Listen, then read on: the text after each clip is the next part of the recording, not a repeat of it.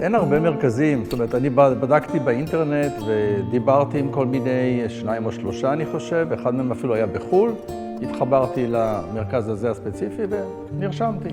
הקורס מחולק מ4 מפגשים, המפגש הראשון מקנה ידע תיאורטי לרופאים, והמפגשים העוקבים לאחר מכן הם מפגשים פרקטיים, שהרופאים צריכים לתרגל בעצמם את כל השלבים, מתכנון, ההשתלה, מה קו שיער הראשון, איך מוציאים את הזקיק, מיון הזקיקים לפי הסוגים השונים, וכמובן ההשתלה עצמה להחזיר את הזקיקים, על מנת לתת את המראה האסתטי הטוב ביותר.